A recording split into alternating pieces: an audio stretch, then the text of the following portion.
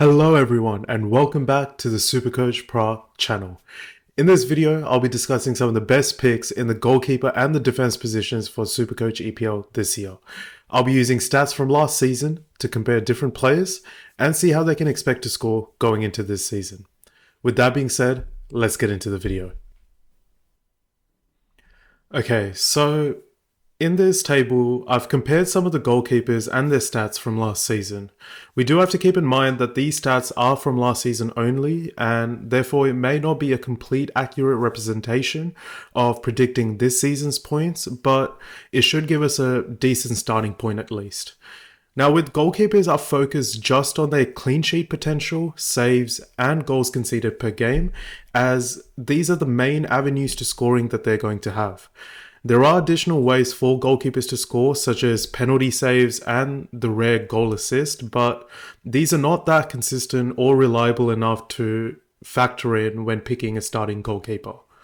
What I've then done for each position is predict their expected Supercoach points per game based on their stats and the Supercoach scoring system that I've put under me here. Now, this obviously doesn't take into consideration what team they're playing or any other game state factors, but you can start to get an idea of which players you might want to consider. So with goalkeepers here, I've also highlighted some of the best players for each individual scoring metric to give you a better understanding of which players are standing out for what particular category. Now, some of the immediate players that are standing out to me here are Alisson, Sells, Raya, and Edison. Now, all these keepers are rightfully priced as some of the highest priced keepers in the game, which is why I'm actually interested in some more budget options, because I'm trying to save some money for further up the field for my midfielders and my forwards, where all the most expensive players seem to be. So if I'm looking for a budget option, the immediate standout to me here is Petrovic. Petrovic has replaced Kepa as the starting Bournemouth goalkeeper going into this season, but he was playing in a different league last year, which is why the stats that I've put here are Kepa's from last season. So as long as Bournemouth can keep a similar team defense, I do expect Petrovic to get somewhat similar number of points. I do think he's a better goalkeeper as well than Kepa, so he might even improve in some goalkeeper metrics. But having said that, Bournemouth have lost some key defensive pieces going into this season, such as their starting left back in Kerkez, as well as both their starting centre backs in Huijsen and Zabani. These are some pretty big losses, but they do have a very good manager and they have already started signing some other players to replace those outgoings. So I'll most likely start with Petrovic going into the season, and hopefully he can be a decent pick for me. Looking into some other cheapish keepers, there is Martinez from Villa, Leno from Fulham, and Vicario from Tottenham. Now, all three of these keepers are priced between 5 and 6 million, and they all play for a defense that I do expect to be somewhat decent. Now, Leno and Vicario both do play for teams that did concede a lot of goals last year, but in the case of Vicario, he has got a new manager now who is much more defensively focused than the one they had last year, so I do expect the Tottenham defense as a whole to improve much more than they were performing last year. What I've also added at the bottom here is a small fixture ticker comparing Bournemouth's fixtures with some of the other teams in the league, mainly because if I'm looking to start with Petrovic as my keeper, I would like to have a good rotating partner with him for Bournemouth's difficult games. You can see here they've got Liverpool away first game week and Man City away in game week 10, I believe. So ideally, I would like to pick my second keeper from a team where I can rotate them in for Petrovic when he's got these tough games. Now, some of the standout fixtures based on this would be someone like Arsenal or Everton, but both of their keepers in Raya and Pickford are a bit more pricey than someone I'm looking to go for. So I might have to keep digging around a bit more to try and find a pair that works. Now, moving on to the defenders here, I've split the defender analysis into two parts. I'm going to start with the attacking side of things here. So in this table, I've compared these defenders' expected goals per 90, expected assists, shots on target, key passes, and crosses, all of which you get points for based on the Supercoach scoring system. I've also highlighted again the best performers for each of these metrics to give you a better idea of which players are standing out more often than not. So the obvious standouts here are Munoz, Pedro Porro, and Guardiola.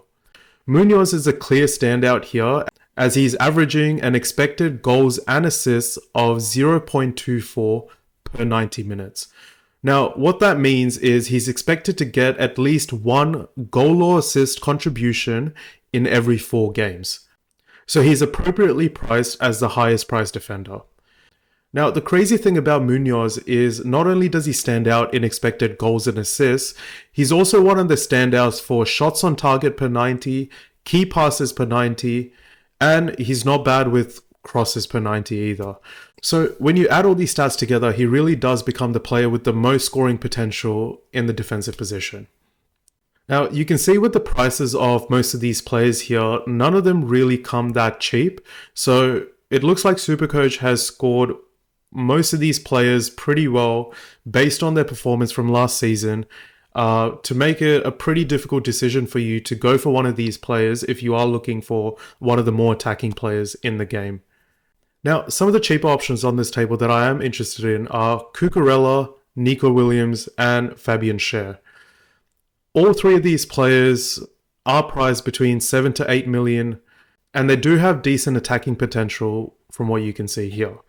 None of them are really standing out for any key particular attacking metric, but they do play for some pretty good defenses, and they play almost every game that they're available for, so they're definitely decent players to consider. Okay, so let's have a look at the defensive side of things now. Now, in this table, you can see almost an entirely different list of names than the ones you saw before. This is because Supercoach's scoring system is done really well and allows a whole different variety of players to make themselves available to be selected. You can see in this table here, I've compared each of these players' clearances, blocks, interceptions, and tackles per 90, as those are some of the key defensive scoring metrics that Supercoach has. I've then again used all these stats and converted it into an expected Supercoach scoring per 90 for each of these players based on just the defensive metrics of the game. I'm not taking into consideration any of the attacking numbers, just like I didn't take into consideration any of the defensive numbers in the previous table. So going just based off these scoring metrics here, we can see that some of the standout players are Tarkowski, Murillo, Van Dijk, and Braithwaite. All 4 of these players are expected to score over 5 Supercoach points per game just from defensive numbers. So that's a pretty high floor going into each game that you know that you'll get from your defender as long as they're performing based on their average. We can see that both the Everton centre-backs really excel in all of these defensive metrics, so I'm definitely interested in Braithwaite to start the season, especially given that he's almost 2 million less than Tarkowski with fairly similar stats. One thing I wanted to point out here is if you have a look at the teams for all these players listed, the only one that you can arguably say is playing for a true title contender is Van Dijk and Liverpool. This is because you'd normally expect teams from mid-table and lower table to be in a table like this because it's usually their defenders that are doing more of the defending each game. That's what makes Van Dijk such a unicorn in a situation like this because he not only has one of the highest expected clean sheets per game, given that he's playing for arguably one of the best defenses in the league, but he also does really well in these other defensive metrics, meaning that he can really score a multitude of different ways. Another thing I wanted to point out is there are 4 players in the middle here in Nico Williams, Fabian Schär, Daniel Munoz, and Milenkovic who appear in both this table for the defensive metrics as well as the previous table for the attacking metrics. So this means that these players are not only excelling in the attacking side of the game, but they've also got a really high scoring floor just from their defensive side of the game. So these players are like gold dust when it comes to Supercoach and fantasy because they can get you points whilst their team is attacking and they can definitely get you points whilst their team is defending. So Munoz and Milenkovic rightly are 2 of the highest priced players as a result, but Nico Williams and Fabian Schär being less than 8 million each does give you something to consider if you do want someone with a two-way potential. Now, a couple of cheaper options to finish this with. Let's have a look at Anderson and Romero at the bottom there. Romero, again, as I mentioned before, playing for a Tottenham team who I expect to be a lot better in the defensive side of things. So his stats, although they don't look that great in comparison to some of these other players right now, I do expect them to improve as the season goes on.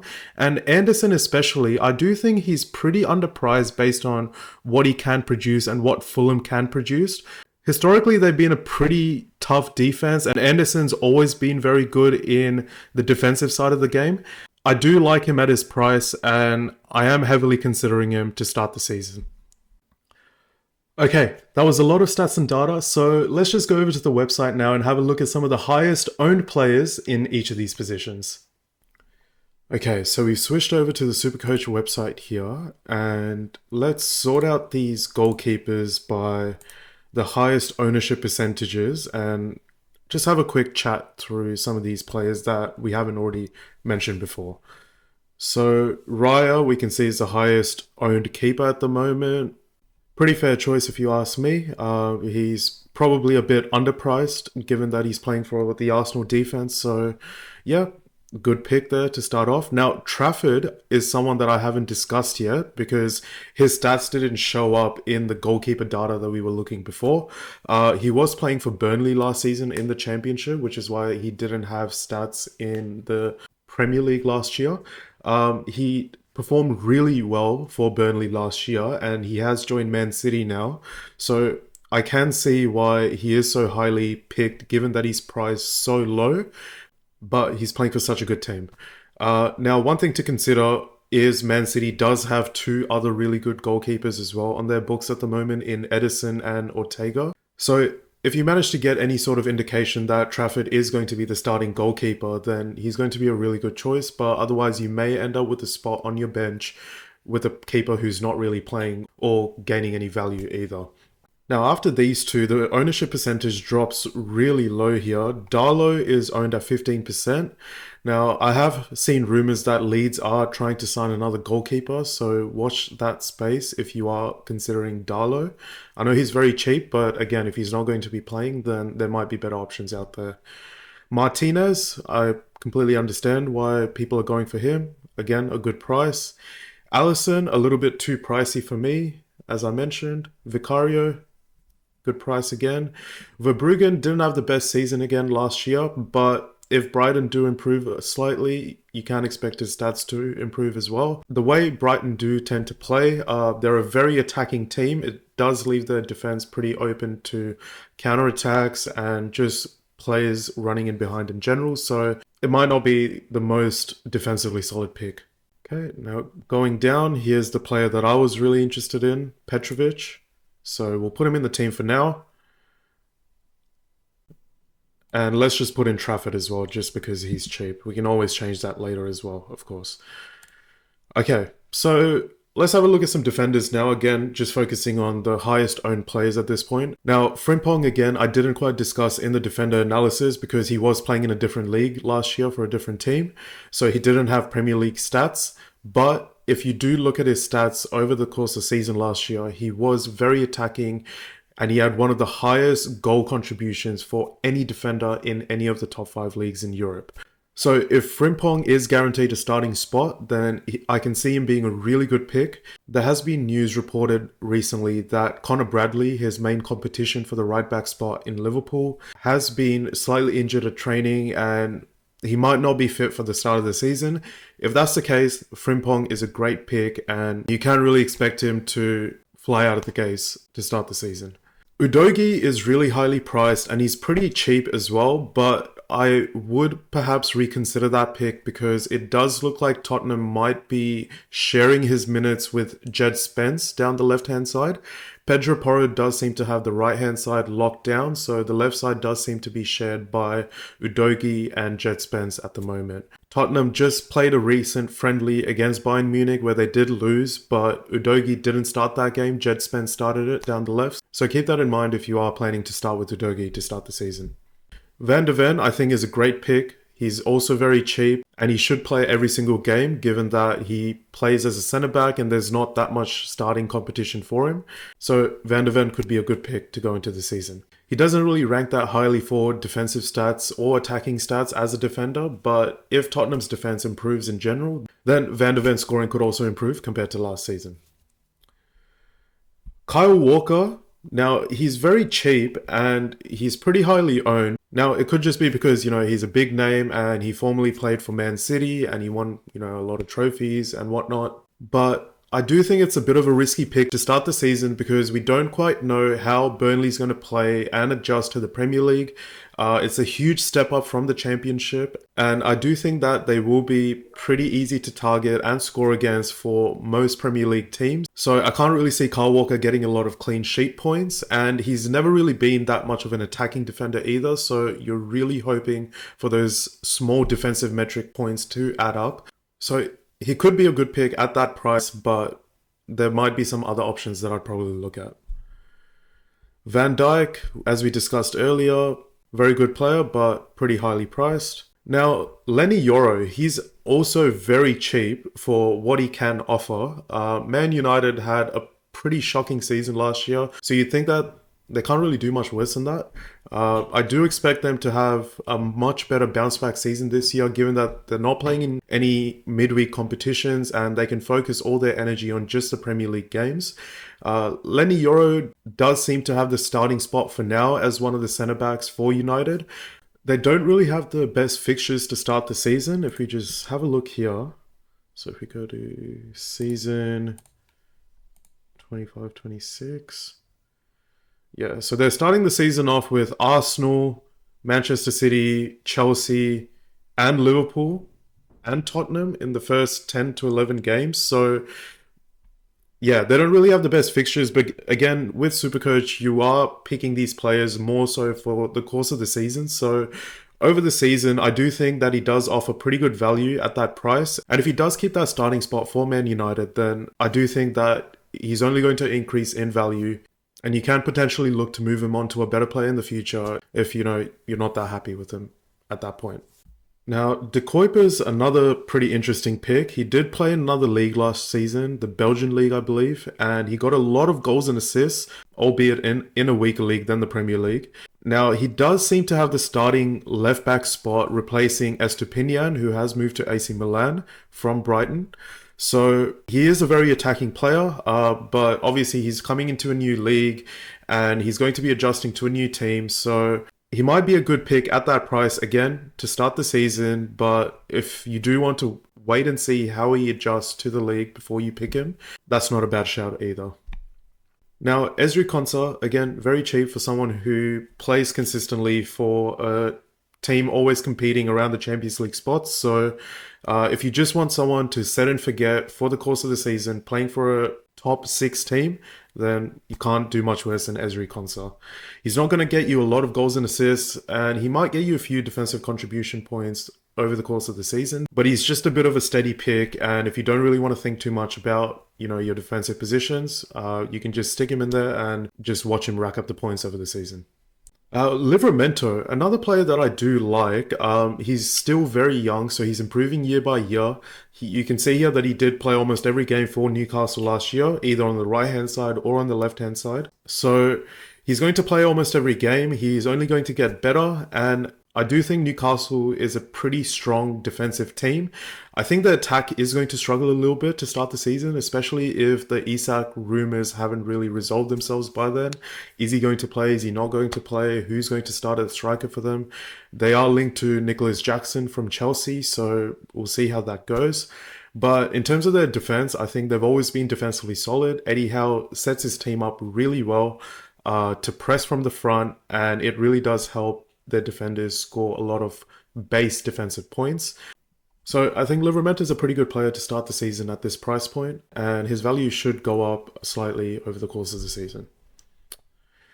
Reece James is reasonably picked. He's a great player. I obviously love him as a Chelsea fan, but he's unfortunately really not that reliable when it comes to playing games. He does tend to pick up injuries over the season, and Chelsea have been managing him over the last couple of seasons just to ease some of the burden on him because he definitely can't cope with playing a full season at max intensity. So he is going to miss some games, but in the games that he does play, you do expect him to score pretty well as well.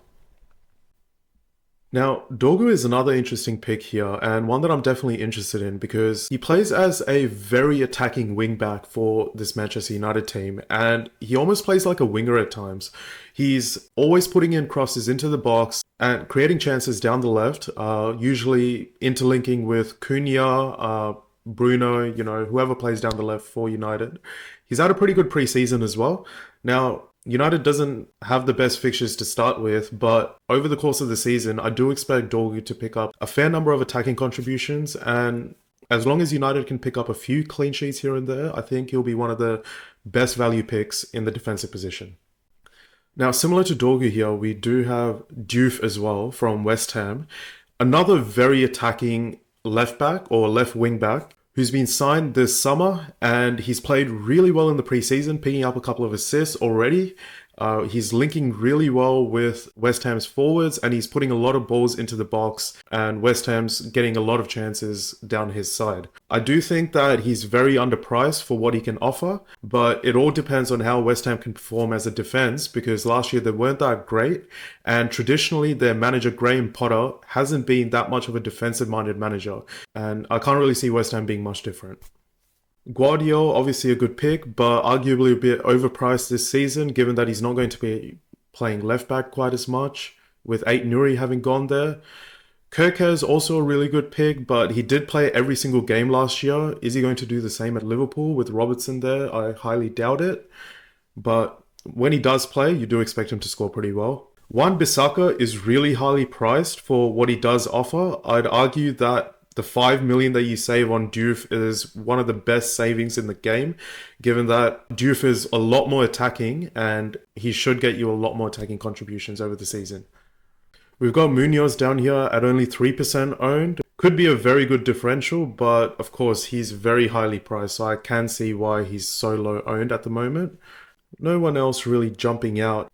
We've got Hoover and Rodon here at a bargain basement price of 3.5 million. Both of them should start for their respective teams, but I don't think they're going to offer much in terms of defensive points, defensive clean sheets. So you really are just relying on the odd attacking return. So I think you can only consider them as bench options at this point. All right, so let's just pick some of my favorite defensive options here at the moment then that we've discussed. So now this isn't going to be the defense that I start off with exactly, but I do like Yoro at his price. I do like Konsa for his reliability as a starting player for a top 6 defense. I do like Livramento again at his price, playing for a pretty decent defense. I like Dorgu for his attacking potential. I like Diouf as a bench option again for his attacking potential. Now you can see I've gone pretty cheap here with my defense, so you can probably sense a trend here. So if I want a more expensive, more reliable option, then I'd probably take out someone like Konsa, and I'd go for someone like Van Dijk for reliability. If I know that Bradley is injured to start the season, I think I'm definitely going to consider Frimpong. So I'll have a play around with these options here, and I'll see what kind of budget I can allocate to my defense once I've analyzed the other positions. But I'll leave it there for now, I think. Thank you so much for watching the first video in my preseason analysis series. In this video, I covered the goalkeepers and the defenders. If you have any other questions about any of the players that I've mentioned, then please feel free to reach out on any of my socials. I hope you liked the stats that I showed in this video, and I hope to continue showing more stats throughout the series to help you make the best pick for Supercoach EPL. In the next video, I'll discuss some of the best midfielder options going into the season, and I'll finish off the series by discussing the best forward options. So please feel free to subscribe if you're enjoying my content and if you'd like to see more of this. If you're interested in joining any Supercoach EPL mini leagues, I have created a couple and they are linked below. There is an open points league and a head-to-head league for whatever interests you. Thank you again for watching. I hope you guys have a great weekend, and I'll see you guys next time.